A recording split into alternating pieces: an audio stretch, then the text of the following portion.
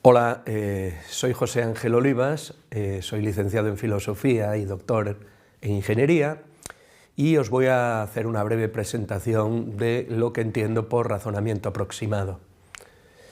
Bien, el razonamiento aproximado ya se trata desde los años, casi desde el principio del siglo pasado, del siglo XX, pero en la inteligencia artificial han tenido especial repercusión tres líneas que son pues, la inferencia bayesiana, sobre todo con el sistema Prospector de los años 70 del siglo pasado, los factores de certeza, el sistema Maysin también de los años 70, y la teoría de la evidencia, que logró interesantes objetivos también a mediados del siglo pasado. Pero quizá el paradigma principal de los modelos clásicos de tratamiento de incertidumbre y el que más repercusión ha tenido a lo largo del tiempo ha sido la llamada lógica borrosa o difusa, que introdujo el profesor Zade en el año 1965 y que todavía se utiliza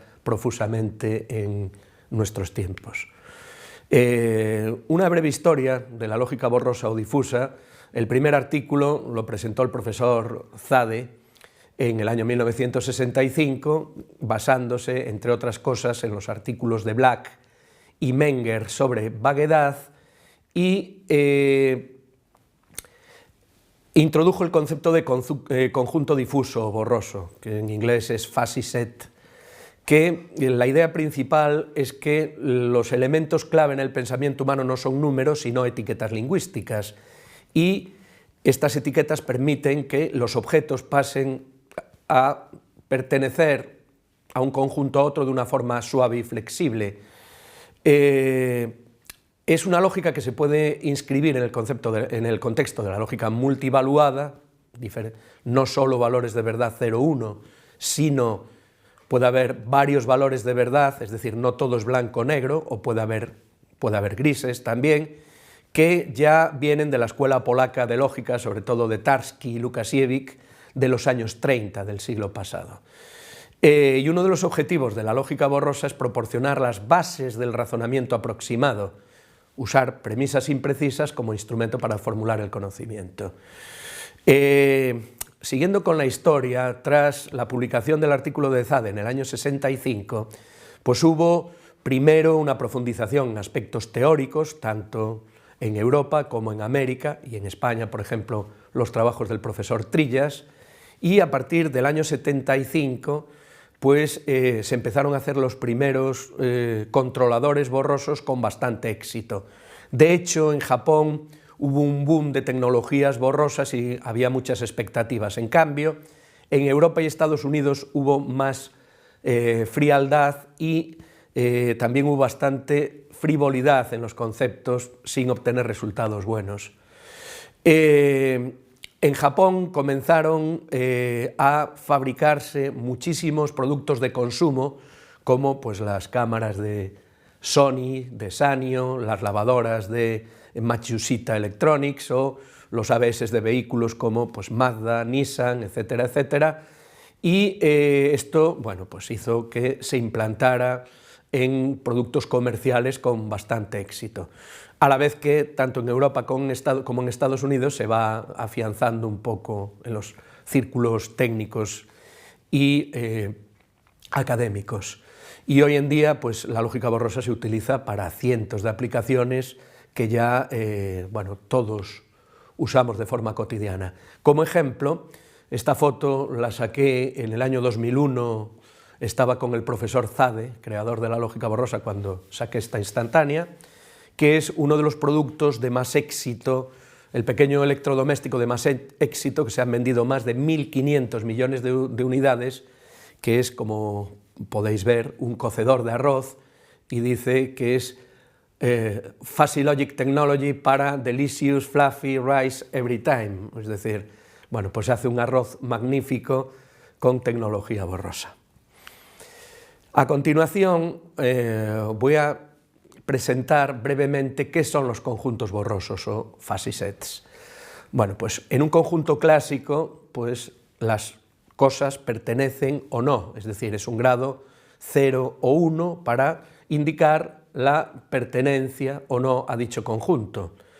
Pero esto se podría generalizar teniendo un grado de pertenencia, es decir, que un elemento no pertenezca o no a un conjunto, sino que pueda pertenecer con cierto grado. Por ejemplo, el 2 pertenece al conjunto de los pares con grado 1 y el 23 pues no pertenece con grado 0, pero si hablamos de personas, por ejemplo, podríamos decir que una persona es tímida en cierto grado o guapa en cierto grado, ¿no? Este es el concepto principal que subyace a la noción de conjunto borroso. Normalmente la función de pertenencia se establece en el intervalo 0,1 de los números reales, es decir, puede tomar infinitos valores, y mientras que en un conjunto clásico, como hemos dicho, los elementos pertenecen o no pertenecen a un conjunto, en un conjunto borroso los elementos pueden tener diversos grados de pertenencia. Además, podemos ver que una persona de 45 años puede pertenecer al conjunto borroso viejo con un cierto grado, supongamos de 0,5. Si en vez de usar como referencia la sociedad actual y usásemos una sociedad medieval, donde la esperanza de vida es mucho menor, pues el grado de pertenencia a este conjunto sería más alto. Un subconjunto borroso será aquel donde todos los elementos tengan un grado de pertenencia igual o menor al conjunto que el conjunto original.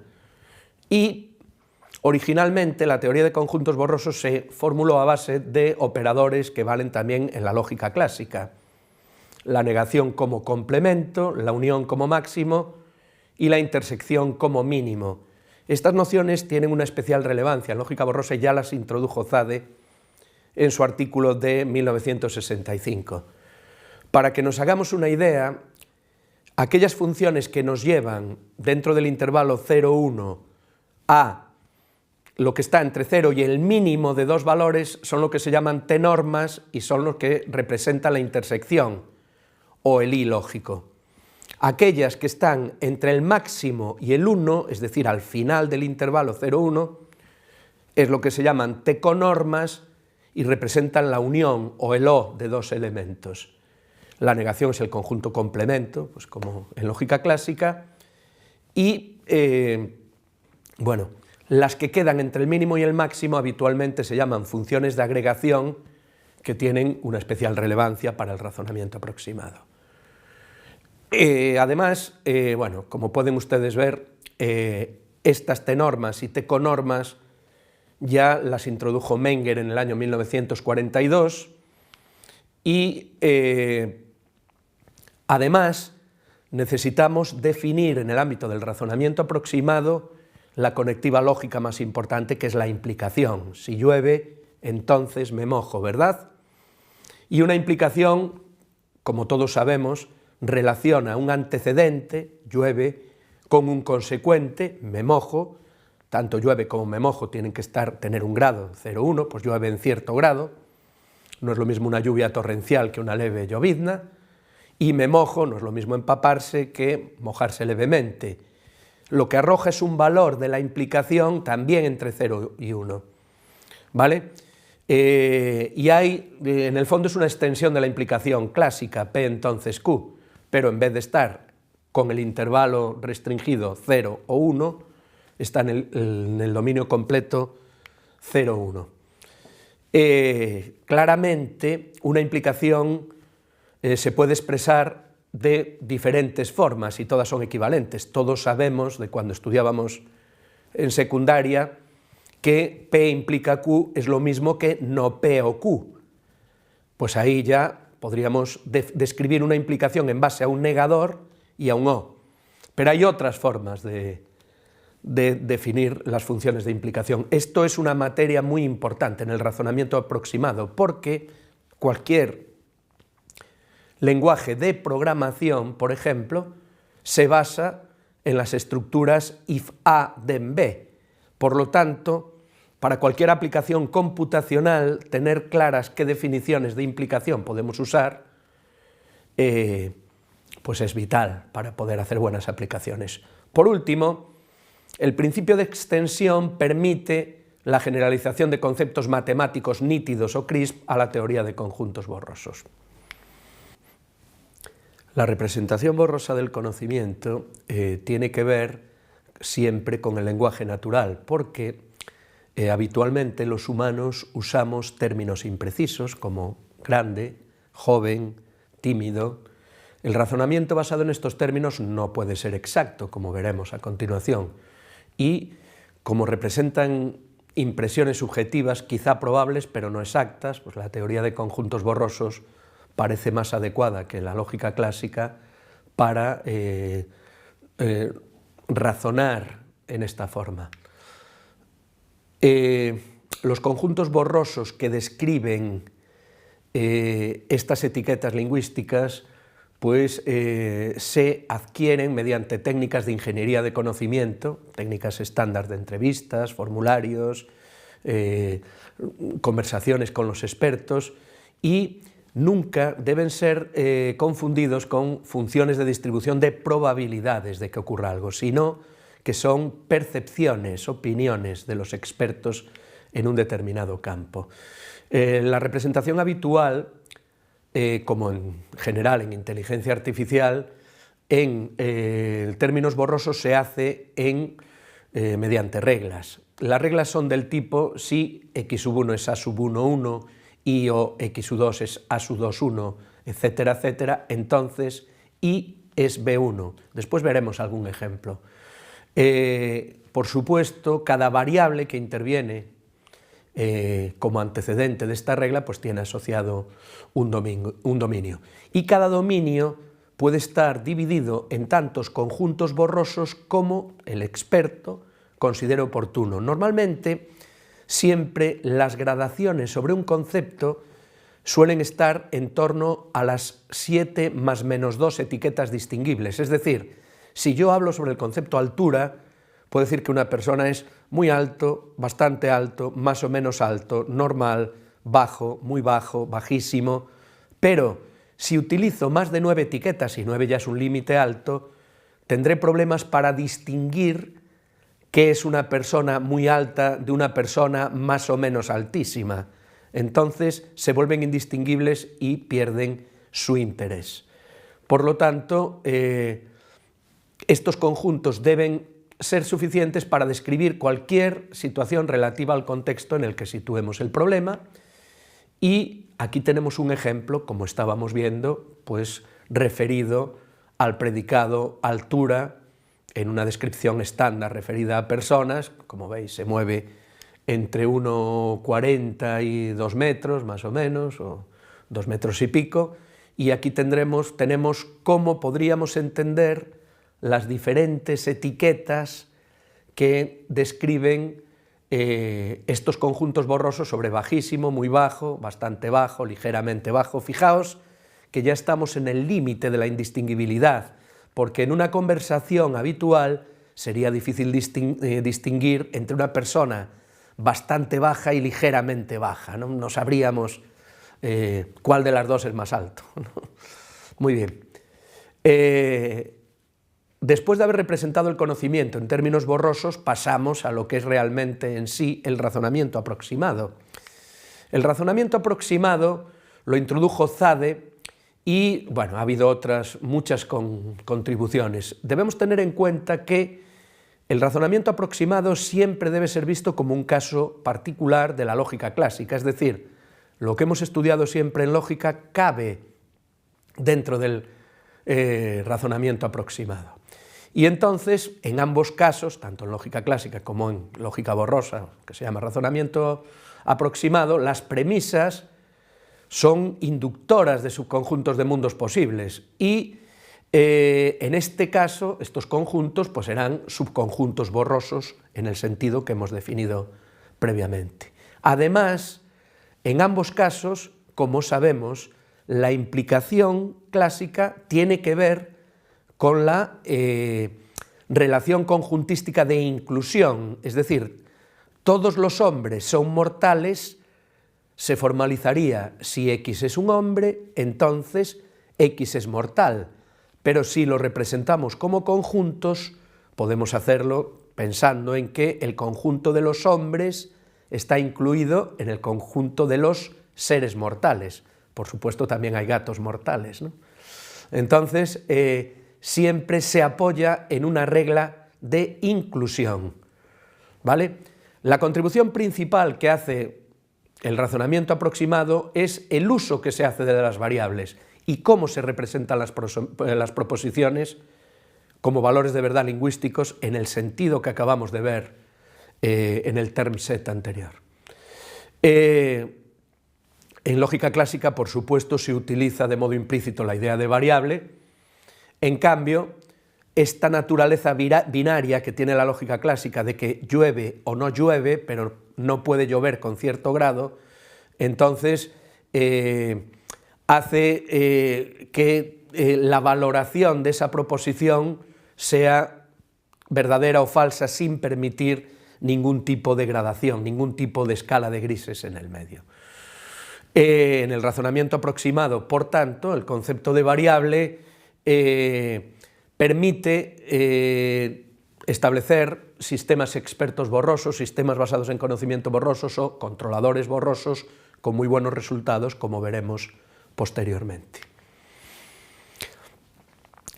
También, al igual que, como estamos mencionando, en la lógica clásica usamos cuantificadores, en lógica clásica son el para todo y el existe, en lógica borrosa y en razonamiento aproximado se pueden introducir nuevos cuantificadores que permiten reflejar de una forma más exacta el mundo que queremos describir. Por ejemplo, si yo dijese que la mayoría de los americanos no votan a los demócratas, la mayoría tiene una connotación contextual.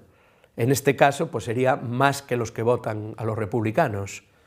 Pero si yo digo en una clase a mis alumnos que la mayoría van a aprobar esta asignatura, todos los alumnos que entienden que la van a aprobar todos, y el que la suspenda es porque lo hace muy mal. Por tanto, aquí vemos que de nuevo la cuantificación tiene que ver, es contextual. De hecho, en los primeros trabajos el profesor Zade aludía a local and fuzzy logics, lógicas borrosas y locales, siempre tiene que ver con el contexto, es decir, una persona es alta en el contexto habitual nuestro si mide 1,95, pero si digo que un pívot de Los Ángeles Lakers es alto, no mide 1,95, medirá pues 2,20 como mínimo, ¿no? Muy bien. Y también otra extensión interesante del razonamiento aproximado es la posibilidad de tratar patrones, conocimiento prototípico. Esto tiene hoy en día una especial repercusión en todo el tema que ahoga nuestra sociedad, que es el tema del Big Data y el análisis de datos masivos y el análisis de datos, porque en el fondo analizar datos no es otra cosa que tratar de encontrar regularidades en ellos, regularidades que describiremos como patrones y formalizaremos como patrones. Por lo tanto, hay formas de manejar esta tipicalidad y estas regularidades en el ámbito del razonamiento aproximado que son bastante interesantes. Como hemos dicho, la lógica clásica o lógica binaria puede ser vista como un caso especial del razonamiento aproximado y la lógica borrosa, ¿vale? Y la lógica posibilística, que es en la que se apoya la lógica borrosa, puede ser vista como una extensión, aunque en vez de utilizar los valores de verdad, verdadero o falso, permitimos grados de pertenencia en el intervalo unidad de los números reales. Por lo tanto, la lógica borrosa extiende la lógica clásica, la lógica bivaluada, la lógica binaria, y permite formalizarla en términos de razonamiento aproximado. Lo mismo ocurre claramente con los valores de verdad, que es lo que tiene que ver directamente con la lógica de proposiciones. Bien, entonces, la regla principal de inferencia en lógica clásica, como todos sabemos, es la que denominamos modus ponens, que viene de la época de Aristóteles, introducida por los megáricos y estoicos, y que en la Edad Media, como sabemos, se acuñó con el nombre de modus ponens. Es la base de todos los lenguajes de programación, porque los lenguajes de programación todos se apoyan en la estructura que dice que si tengo if A then B y tengo A, puedo concluir B. Es decir, si llueve me mojo, si es cierto que llueve, por lo tanto me mojaré. En lógica borrosa podemos generalizar esta regla usando proposiciones no nítidas, no precisas, tanto en las premisas como en la conclusión. Entonces la regla tendrá esta forma. Si X es A, entonces Y es B, el hecho será algo parecido a A y la conclusión hablará de algo parecido a B. Por ejemplo, la regla puede ser, si la ciudad es grande, el tráfico es muy denso. La ciudad no es muy grande, ¿qué podríamos decir del tráfico? Que no es muy denso, que es bastante denso. Fijaos que tendríamos que poner en relación ciudad grande y tráfico muy denso con ciudad no muy grande. Y esto permite, esta es la esencia, la base, el núcleo del razonamiento aproximado. Las variables no tienen que estar necesariamente relacionadas funcionalmente, sino por cualquier relación. Y es normalmente lo que llamamos relaciones binarias borrosas, que son conjuntos borrosos, o sea, una relación entre conjuntos borrosos. En el sentido de relaciones clásicas, esto es sencillo de entender. Si conocemos esta relación y el hecho, pues podemos aplicar lo que se llama regla composicional de inferencia o modus ponens generalizado, donde la regla que veíamos aquí, la regla, si la ciudad es grande, el tráfico es muy denso, la representaremos, la formalizaremos con una implicación borrosa, de la que ya hemos hablado. El hecho, la ciudad no es muy grande, será un conjunto borroso que tenga que ver con el conjunto ciudad grande, pero modificado por muy y por no, y la conclusión será un nuevo conjunto borroso que nos hablará del tráfico.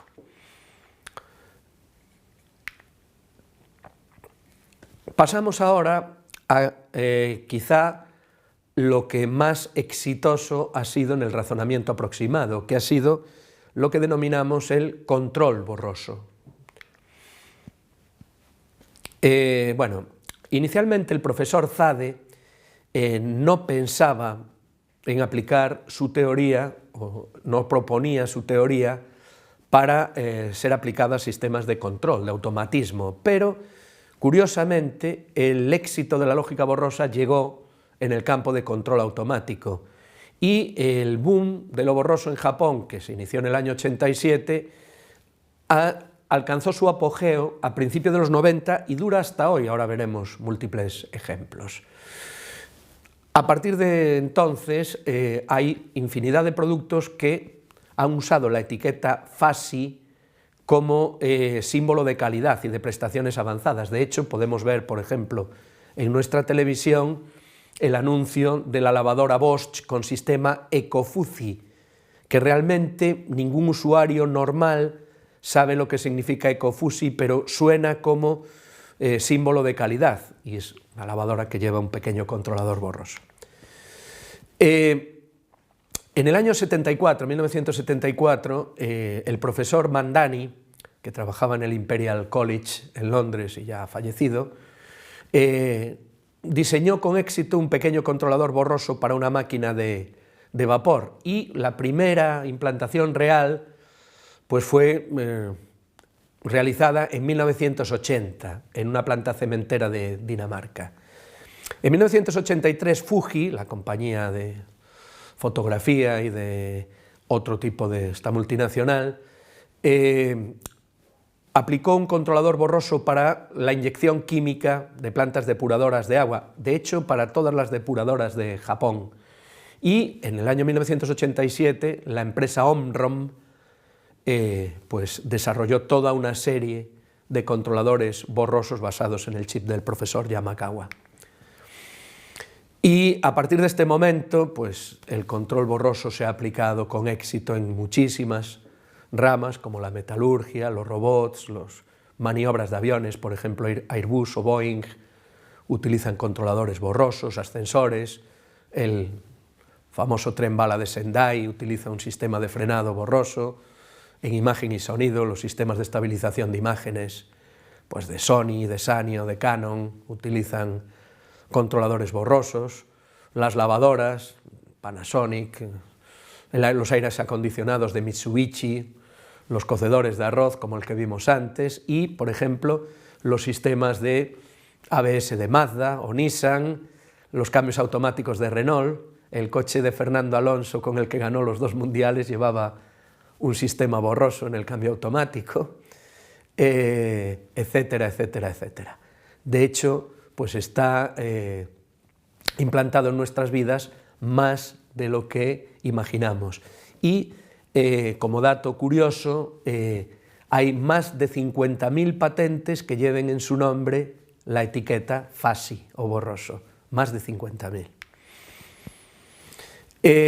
Pero, ¿por qué este éxito de las aplicaciones de control y no tanto de los sistemas basados en conocimiento y de los sistemas expertos? Bueno, pues claramente por la simplicidad, tanto conceptual como de desarrollo, como veremos a continuación con un pequeño esboce de cómo funcionan los 2 principales modelos clásicos de control borroso, que son el enfoque del profesor Mandani, del que hemos hablado, y de los profesores Takagi y Sugeno, que, bueno, pues en principio en el Instituto de Tecnología de Tokio, el profesor Sugeno dirigió la tesis del profesor Tomohiro Takagi y propusieron otro modelo de control.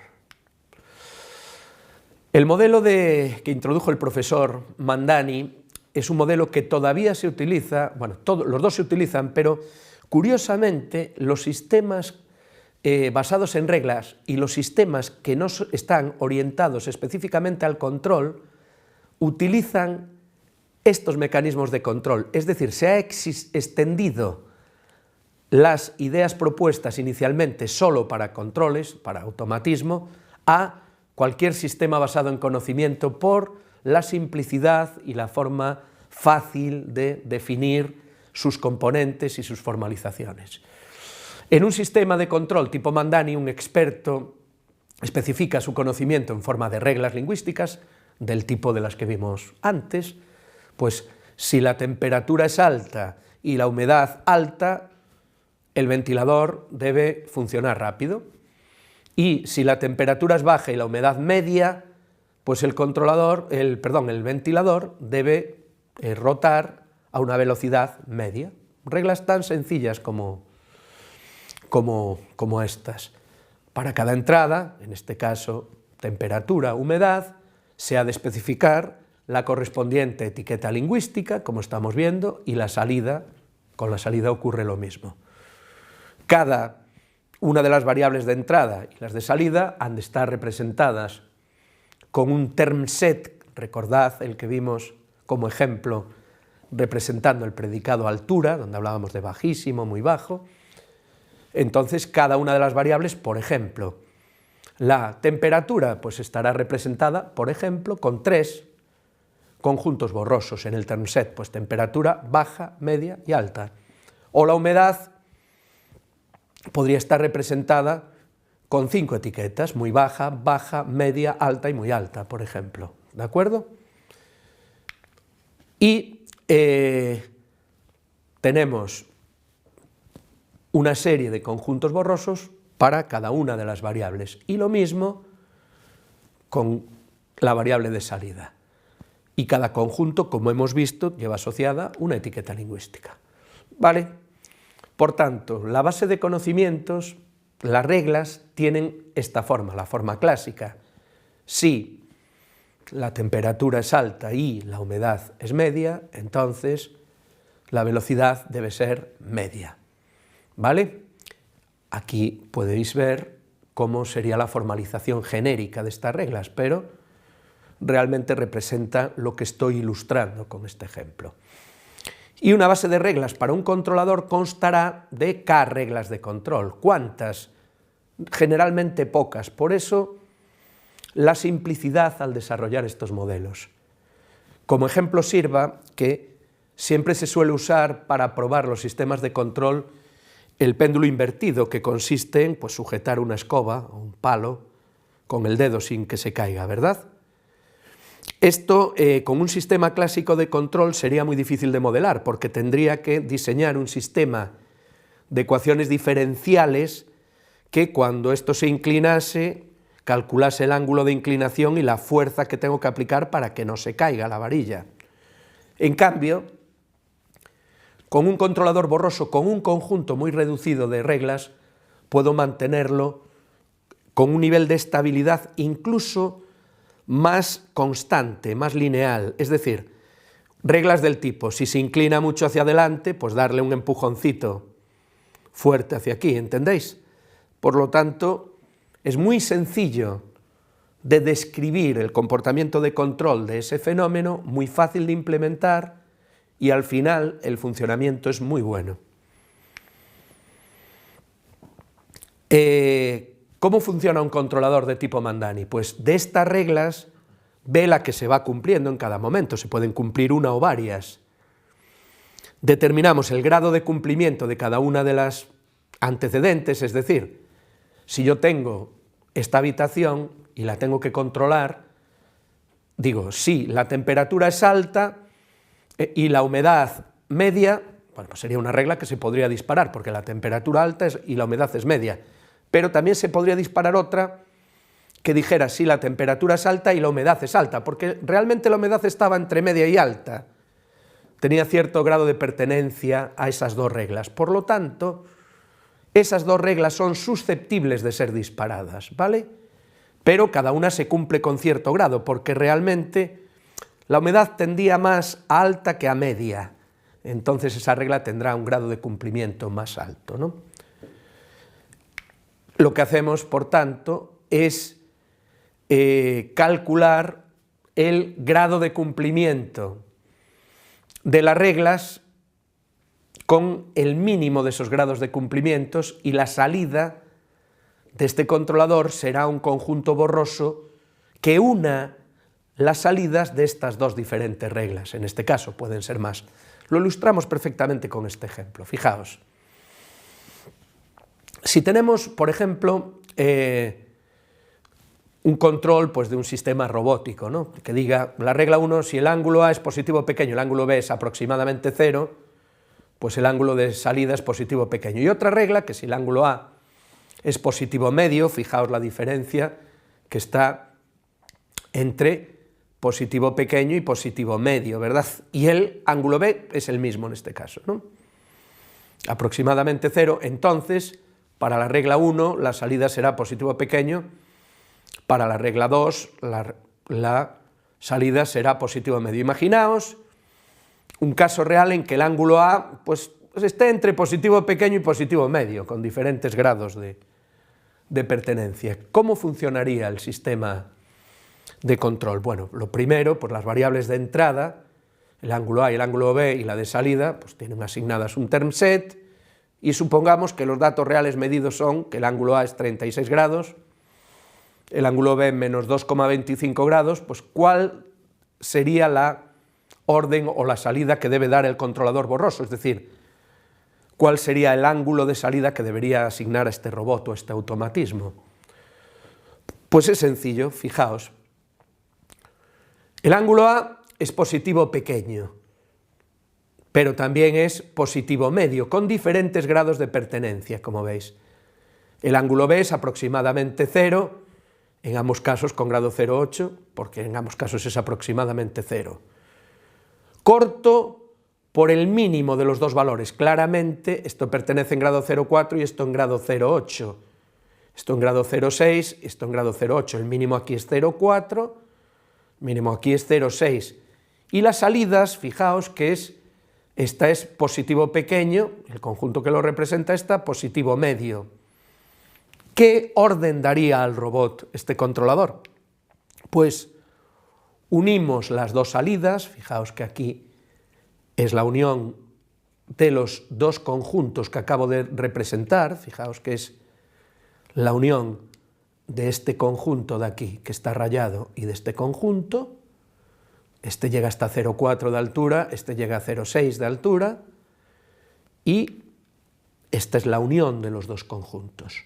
Como podemos ver, la salida es un conjunto borroso complejo que realmente nos sirve para darle una instrucción al sistema a controlar, es decir, no le podemos decir a un robot que avance este conjunto borroso. Por lo tanto, es necesario un valor concreto, por ejemplo, un ángulo de salida. Y en este caso, ¿cómo se denomina esta operación? Pues se denomina, esta palabra tan rara, defucificación o desborrosificación. Es decir, es convertir este conjunto borroso que teníamos, complejo, en un único valor. Y claramente, pues, podemos usar tres diferentes métodos. El método del máximo, que sería elegir cualquier valor que estuviera situado en el máximo de este conjunto, la media de los máximos, que sería pues, el valor medio de los máximos, o el centro de gravedad o centro de masas, que sería pues, un valor que quedaría más o menos por aquí, pues su proyección. Cualquiera de los tres métodos tienen sus ventajas y sus inconvenientes, pero bueno, la experiencia permite saber elegir cuál es el más adecuado en cada momento. Y visto el modelo de control propuesto por el profesor Mandani, vamos a ver ahora el otro paradigma clásico de control borroso, que es el modelo que propusieron los profesores Takagi y Sugeno. Realmente mantenemos la misma especificación de las particiones borrosas, es decir, las entradas son las mismas que usábamos en un modelo tipo Mandani, pero no necesitamos una partición borrosa del dominio de salida. Es decir, las reglas serían del tipo, si la temperatura es alta y la humedad es media, entonces nada, entonces realmente es una función que ajusta un polinomio en base a unos parámetros que se han adquirido empíricamente o mediante pruebas, estos que podemos saber aquí es la forma de la función, y que van a determinar ya la salida del controlador calculando pues, el grado de aplicabilidad de cada regla, que se obtiene de la misma forma que en el modelo de Mandani, como vimos antes, y el valor de control de salida se obtiene aplicando esta fórmula sencilla, que es el sumatorio de los grados de aplicabilidad de las reglas por el valor de esta función de cada regla, partido para normalizar por el sumatorio de los grados de aplicabilidad. Por ejemplo, imaginemos el proceso de secado de un producto con un ventilador y este ventilador, su velocidad es regulada según la temperatura del producto. Si utilizásemos un controlador del tipo Takagi-Sugeno y tenemos en cuenta que la temperatura se mueve entre 0 y 70 grados centígrados, pues podríamos definir, por ejemplo, el term set de temperatura como baja, fijaos que llega hasta 35, media, que parte de 15, llega a 55, y alta, partiendo de 35, y las reglas que podríamos tener podrían ser estas tres. Si la temperatura es alta, entonces estos coeficientes. Si la temperatura es media, entonces estos coeficientes, etcétera, etcétera. Y la temperatura, que es el antecedente, los coeficientes van a determinar la velocidad del ventilador, que es la salida. Si en un caso real observásemos un producto con una temperatura de 40 grados centígrados, ¿cuál sería la velocidad del ventilador según un controlador borroso basado en el enfoque Takagi-Sugeno? Temperatura de 40 grados centígrados, vemos claramente que 40 tiene cierto grado de pertenencia alta, pero también a media. Por lo tanto, se dispararían las reglas 1, que es temperatura alta, y 2, que es temperatura media con diferentes grados. Con un grado menor la temperatura que tiene como antecedente alta y con un grado mayor la temperatura que tiene como antecedente media. Teniendo en cuenta estos valores, vemos que la regla 1 tiene un grado de aplicabilidad de 0,5, la regla 2 un grado de aplicabilidad de 0,8, aplicamos la formulita y nos queda directamente que el ventilador tendría que girar a 14.760,6 revoluciones por minuto. No tenemos que desborrosificar porque ya el valor que nos ha dado es un valor nítido. Bueno, ¿qué ventajas tiene el control tipo Takagi-Sugeno con respecto al de Mandani? Claramente que no se necesita etapa de desborrosificación, pero a veces hay problemas para conseguir los coeficientes, para ajustar los polinomios, y bueno, pues ambos modelos tienen sus limitaciones, pero han dado un magnífico éxito en base a su simplicidad en el campo del control, y de hecho los modelos de inferencia tipo Mandani y tipo Takagi-Sugeno se utilizan también para sistemas de reglas clásicos y no solo para sistemas de control. Aquí podéis ver una foto que saqué en 2001 en la primera conferencia de lógica borrosa e Internet celebrada en Berkeley en 2001, donde podemos ver al profesor Zade en el medio, y aquí podemos ver al profesor Takagi, profesor Jagger, todos los que os estoy hablando, y este es el profesor Mandani, este que está aquí. Y también podemos ver esta foto de cuando hice mi postdoc en el año 2001 en la Universidad de California en Berkeley con el profesor Tomohiro Takagi, con el que me une una fuerte amistad y donde trabajamos mucho en estos temas de control borroso. El profesor Strucao, inventor de los grafos conceptuales borrosos, y el profesor Andreas Neurenberger, que ha diseñado modelos muy interesantes de redes neuronales borrosas. Por último, quiero haceros algunos comentarios sobre el nuevo reto de la lógica borrosa y que tiene que ver sobre todo con Internet y el análisis de datos masivos, conocido también como Big Data, y cualquier cosa que tenga que ver con la inteligencia artificial actualmente. Bueno, pues según muchos investigadores, la lógica borrosa es adecuada para abordar la ingente cantidad de datos, recuperación de información, gestión en la red de redes, ¿no? Y además,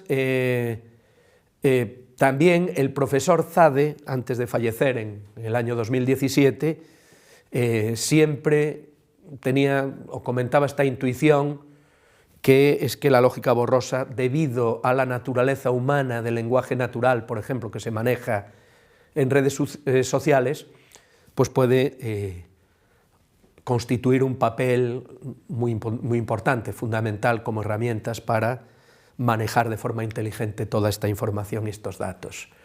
De hecho, él introdujo el concepto de computing with words, computación con palabras, que sería un leve cambio de paradigma, que en vez de manejar solamente información numérica, también trabajásemos directamente con estas etiquetas lingüísticas que hemos comentado durante esta presentación. De hecho, el profesor Zade hablaba de computing with words and perceptions, porque realmente las etiquetas lingüísticas que expresamos tienen que ver con cómo percibimos la realidad. Cuando decimos que una persona es alta, la estamos percibiendo desde nuestro contexto, no en general. Entonces, computing with words and perceptions. Y, bueno, pues, ¿hacia dónde podrían ir estas investigaciones? Pues, por ejemplo, hacia una nueva generación de motores de búsqueda que utilice técnicas de soft computing y lógica borrosa, por ejemplo, haciendo búsqueda conceptual. Ya hay muchas ideas, gente en Google o en otras empresas están trabajando con estas ideas. También podríamos describir perfiles de usuario para un Internet a la carta. Esto es un tema crucial hoy en día, igual que el comercio electrónico, ¿verdad? Sistemas recomendadores, sistemas basados en conocimiento, sistemas de ayuda a la decisión, etcétera, etcétera, ¿no? La web semántica, toda la Internet basada en conceptos y relaciones entre conceptos, es un campo perfectamente abonado para el uso de la lógica borrosa, el razonamiento aproximado y todo este tipo de tecnologías. Algunas técnicas que podemos mejorar, adaptar o usar en su forma clásica para manejar grandes volúmenes de datos, para manejar la red, para manejar Internet, pues podríamos hablar de nuevos modelos de representación de conocimiento. Por ejemplo, el profesor Takagi también introdujo algo que se llamaba los conceptual fuzzy sets, métodos de agregación de información, algoritmos de clasificación, de clustering, temas que tratamos siempre, que son el eje fundamental de cualquier formación en inteligencia artificial. O, por ejemplo, técnicas para la generación de ontologías borrosas, relaciones entre conceptos borrosos, etcétera, etcétera. También la indexación conceptual de documentos, es decir, normalmente los sistemas de recuperación de información indexan los documentos por las palabras que aparecen, no por los conceptos. Una página web que hable de pantallas baratas tiene mucho que ver con una página que hable de monitores no muy caros, aunque no tengan ninguna palabra en común, pero el concepto que subyace es el mismo. Pues la lógica borrosa, como hemos visto, provee de herramientas que pueden ser muy útiles para manipular todo este tipo de sistemas o diseñarlos. Todo el tema de agentes inteligentes, también crucial en inteligencia artificial, pueden usar sistemas de comunicación borrosa, y las técnicas de gestión, extracción, etcétera, etcétera, de grandes volúmenes de datos, de bases de datos, lo que tiene que ver con Big Data, Data Mining, Data Warehousing, etcétera, etcétera, están utilizando y deben tender a usar razonamiento aproximado cada vez más. Para finalizar, sirva esta pequeña presentación o conferencia para hacer un homenaje al profesor Zade,